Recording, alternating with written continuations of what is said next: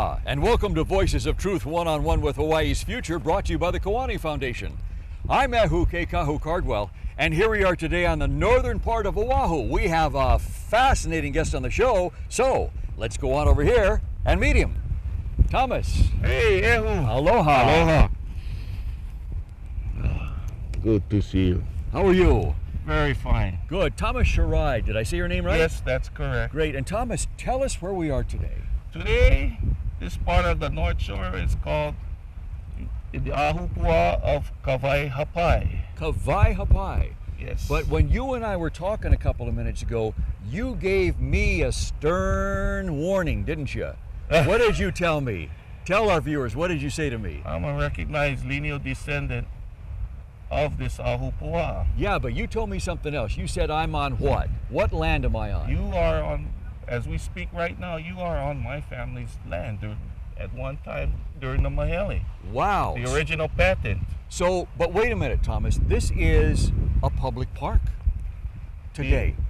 The Ahupua system goes diagonally, and right here, this portion is part of it.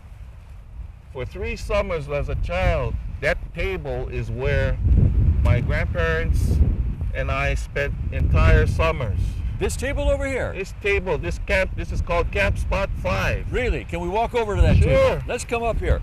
So, what you were saying a moment ago, Thomas, is during the Great Mahele, and that was back in the 1840s, yes? Yes. And that's when the concept of privately owned land was introduced into Hawaii. Yes. And that's when land started to get divvied up and people started to own land. Absolutely. Although according to the Hawaiian culture, you can never own land, you can only be the caretaker of land, right? Yes, absolutely. My family's been here for, if you can go that far, it's been here for a very, very long time. When you were a little boy, yes, you would come here and sit right at this table with your grandfather, yeah?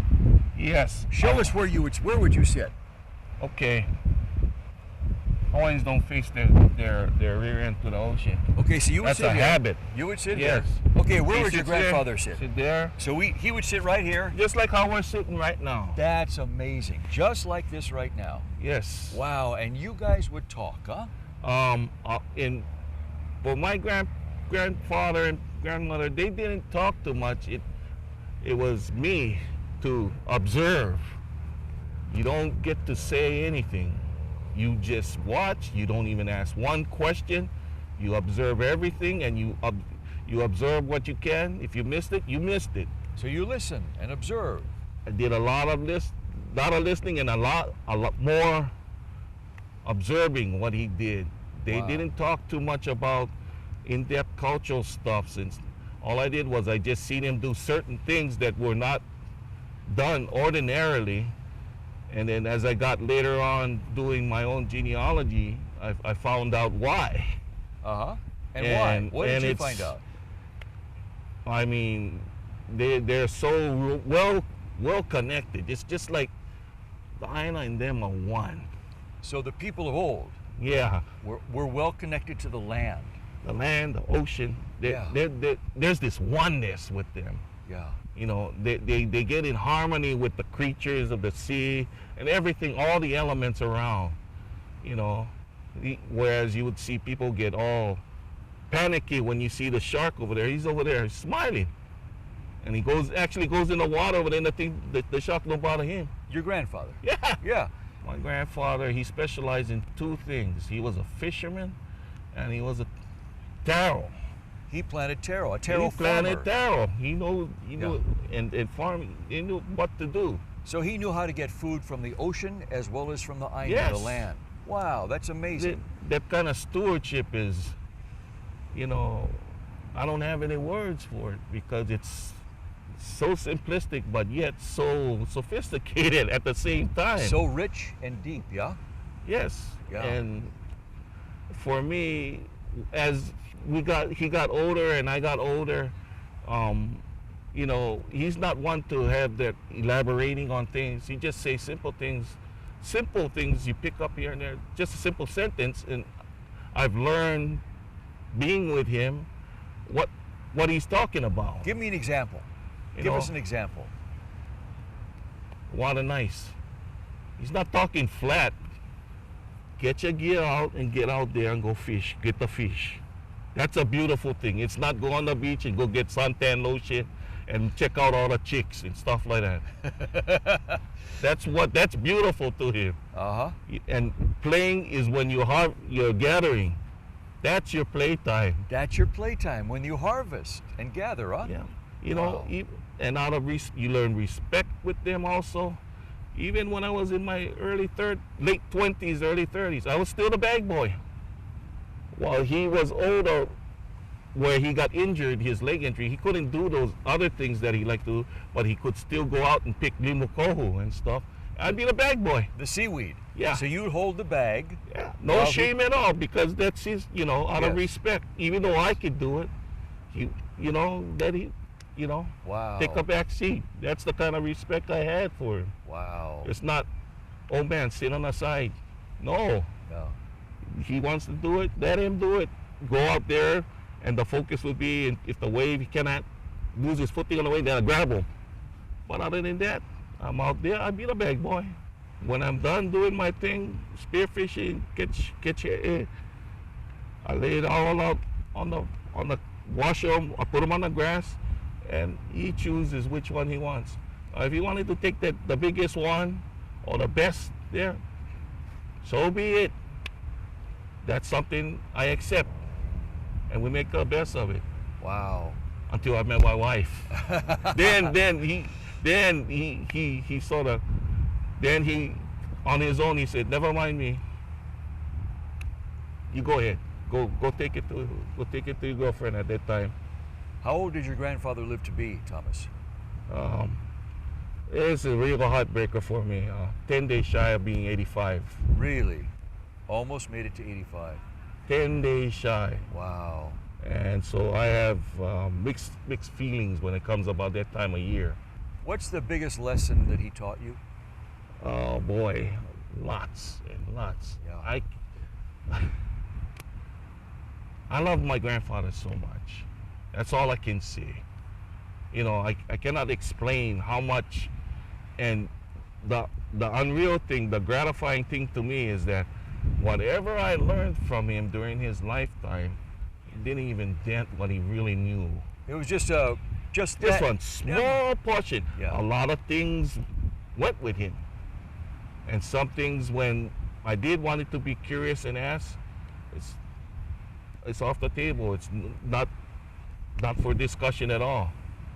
And I respected that.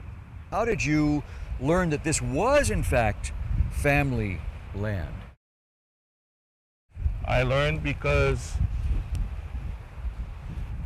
my mom was invited to a family party, and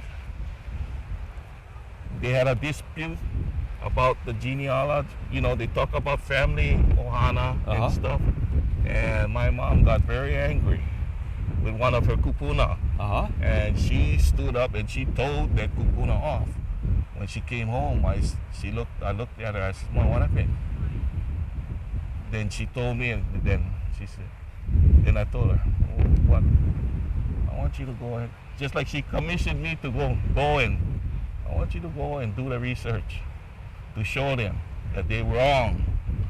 And that's what happened. So she tasked you Yes. with doing the research. You did the research and you went, oh my goodness, look at what I have discovered. And here's the kicker. Yeah. I got an approval from my grandfather. Really? Wow. That's my a big mother deal. told me, if your grandfather, he was sick that day, and lucky thing he was, because that man would not stand for something like that. He's a very, aggressive man, and he's not one of those passive type that doesn't do anything. He's going to tell you something. Very traditional in his ways, yes? And so I told him, and to continue the genealogical research or the family tenure of land or anything, it was just like I had to face Spanish Inquisition. Drilling questions from him. Yeah. And it's not just one day, 5-minute conversation. It goes whenever he says it until until one day I caught him in the right mood. A little bit of sunlight came down, and I explained to him why I want to do it. I says, what kind of hoo-hoo you had back then, or pilikia, that's between you or to them long time ago. I want to know because I'm your grandson. Ching, right there. Caught him in the right thing. It made sense to him, and then all the encouraging. From then, bits and pieces, just like you tap into a well. Wow. The information starts overflowing. Wow. Not in specific, he just gives simple ones like how I just told you about the ocean. He goes like this. Yeah, we get Kumahula in our family. That's it. Go find him. You're not gonna tell me. And I did. And it just so happens it's a very noted and famous one. He's Anton Ka'o'o. He's had students such as Iolani Luaini. Oh, wow. Lokalia Montgomery. Wow. George Naopi. All that George Holoka. Those are big, famous, storied names. Those are the big teachers. And if you ever heard the song Liliue, oh yes, he composed it. Really? That's the guy who wrote it. Wow. Because he was also Royal Guard.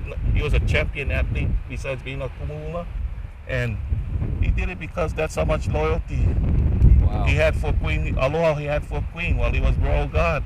When you did begin to do the genealogical research, yes, and you begin to discover all this stuff, how did that make you feel? It's just like, you get recharged. You get this energy form. You start to feel all kinds of things, good things happening around you. A lot of it was sitting down on the table like that at his house, over a coffee, bowls of coffee. Like how they do. Yeah. And we have man-to-man discussion about that. Wow. And eventually he'll get to it and he says, where you got this paper from? You know who that man is?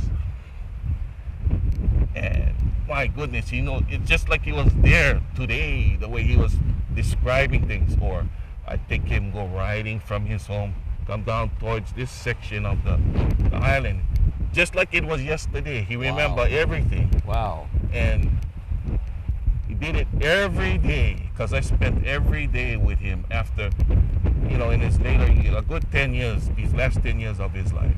Well, I was the favorite anyway, and I was also the oldest grandchild. Uh-huh. And so I grasped a lot. And when you get the Hawaiian style is they're gonna malama the oldest, and they did me. Wow.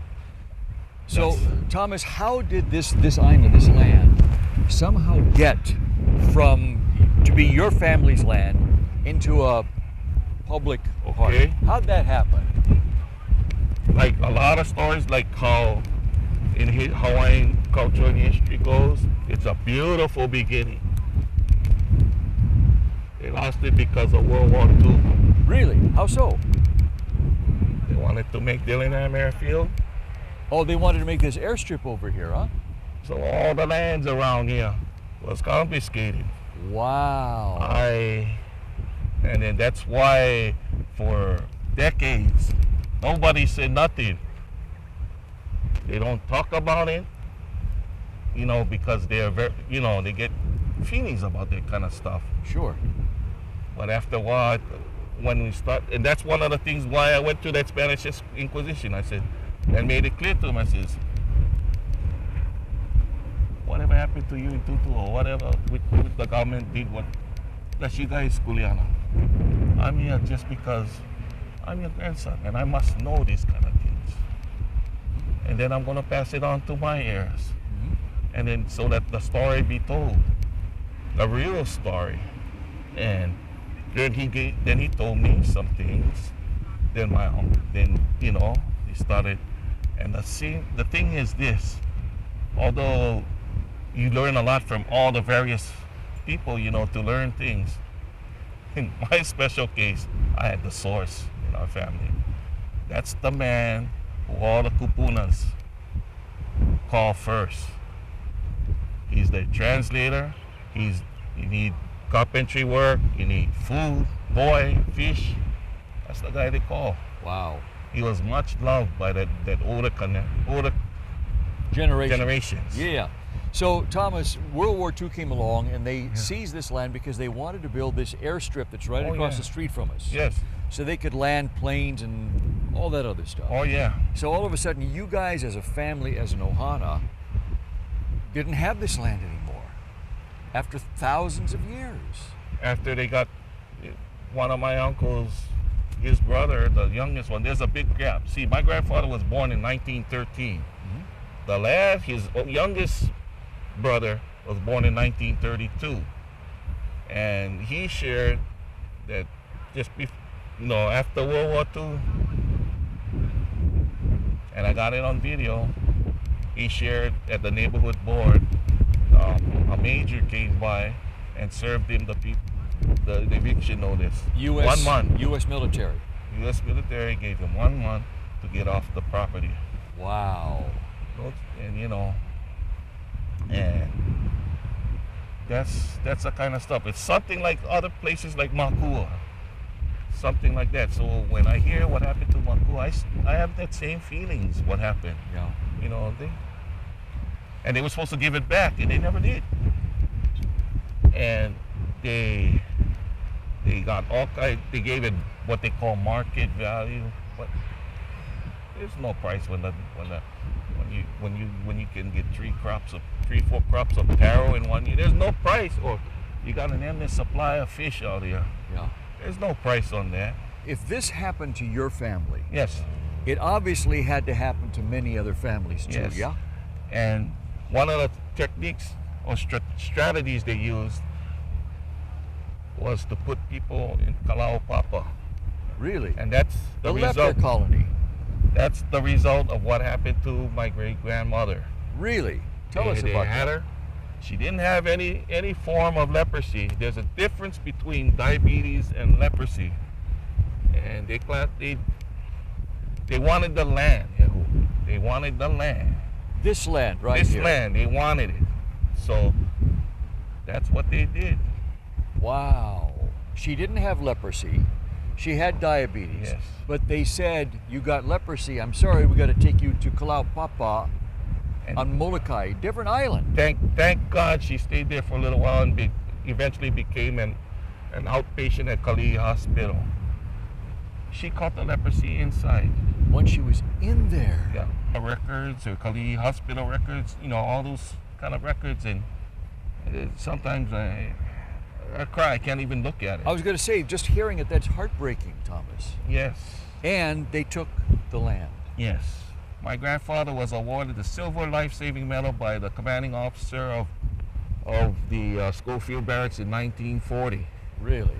And my mom was the outstanding territorial cadet stationed here when it was called Mokulia Field.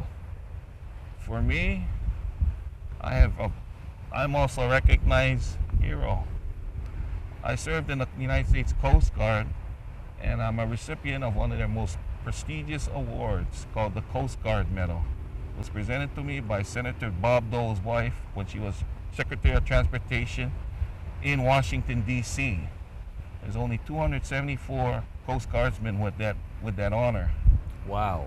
And I'm only the second of Hawaiian ancestry to receive that. When I was in the Coast Guard, trying to do the best you can, I didn't know this history was all. And then when I found out, I have very mixed feelings. It's like, wow, I tried to be a good citizen. Yeah. And this is what happened to my family. Thomas, how can this be prevented in the future? How can this be stopped?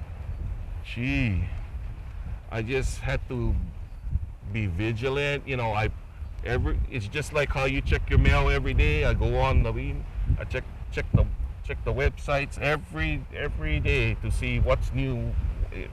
So I rarely miss anything. I'm very well aware, and because of what happened, I've established a good relationship. It took me 15 years to establish a good relationship with the Army. So anything that happens on this airfield, they let me know, whether it's digging out a tree, pouring tar on the tarmac, or whatever. We're going to build a fence. We're going to do this, that. I'm involved. I'm notified. And the state recognizes that because they did in the early 2000s or mid 2000s. I was in the paper because my grandfather, myself, and my mom, we put DOT on notice 7 years before they started doing improvement that you're going to run into family land and this is where burials are. And lo and behold, they did. Well, you see those trees, it's the family house, and they did disturb them. So the significant thing is that on the applicant portion, when you sign it, we have 3 generations that signed it. Is that right? Myself, my mom, and my grandpa. And I sat down with them in Zippy's one day and explained to him, he says, what this about, boy? This is about family. I said, this paper doesn't say we're going to take back the land. We want them to know where not to go. And it's on the record. And from then on, that's the vigilance. It all started from genealogy. And one branch of the family had a paid land title research that didn't even, for that same amount of time that they had to come up with their findings, I doubled what they find in that same amount of time. Wow. Some of the most significant things were left out. And it's like, look, an actual survey done in the 1890s that shows our taro patch, shows where the wetland is, shows where the ocean is and all those kind of things. Showed what this whole area used to look like. Shows who's the kupuna is supposed to be on the land. Wow. You know, the hui and stuff. Wow. And what that branch of the family didn't notice, that was not no ordinary hui. They did not know each one of those was family. And that's the kind of things I think the kupuna helped me with. And it's my goodness, it's so overwhelming. If I were to show you the records that I've accumulated through all those years, you would cry. And if for a few seconds I can tell you, this is Grant 343, and here's the names: Keahilele, Naniu, Uokapole, and Kalau o Haena. Wow. Thomas, how did you become so good at doing this research? Self-taught. Really? Self-taught. As Akua. Wow. Go to the cemetery. And now I know when I was a child, I didn't play with my cousins or go out. I stayed a lot. They told me to sit here with the kupuna a lot.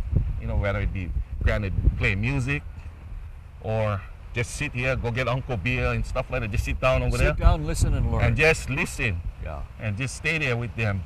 Don't go play with your cousins. Just sit here and listen. And now I know why. Thomas, can we walk back over to the Yes. to the table, to the bench? Yes. This has been an amazing story you've shared with us today here on Voices of Truth. It's something that is much more common in Hawaii than a lot of people know, huh? Yeah. And I want to elaborate on that. What you see here, you see recreation versus subsistence. This is a known fishing ground. Yeah. This is a known fishing ground. We have a fishing koa shrine that borders this ahupua. And it was my grandfather's kuleana tumalama there. So what you're saying is this should be used to feed people rather Absolutely. than to go out there and Not go treat play. it. Yeah, and play. Yeah. This is all fishing grounds. This is before my grandfather speaks. You want to talk about monk seals and turtles? They look like a sashimi platter all on the shoreline, and Yeah. they live in harmony with each other. When you go past the deeper you can see the whales spouting. Yeah. Pods of dolphins. Schools of even not one shark. What school shark come inside. Wow. And he told me that's when I told him that kind of stuff. I said, he told me, yeah, that's my family. He told me. Wow. They there to they just came in to see who you. Wow. And that's pretty. That's heavy duty. Mahalo, Thomas, for sharing this information and this history with us today. Yes. It's an amazing, amazing thing that more people need to know and put a stop to. People need to get their land back. And that's where we have to leave it today. So, Thomas, mahalo for being on Voices of Truth and sharing all of this with us. And to our viewers, mahalo for joining me and Thomas here and hearing what's been going on over the thousands of years. So remember, you can watch us on the web 24/7 on voicesoftruth.tv.com, and you can also like us, Voices of Truth, one-on-one with Hawaii's Future on Facebook. I'm Ahuke Kahu Cardwell for the Kawani Foundation, and until next time, ahui ho! Ahui ho.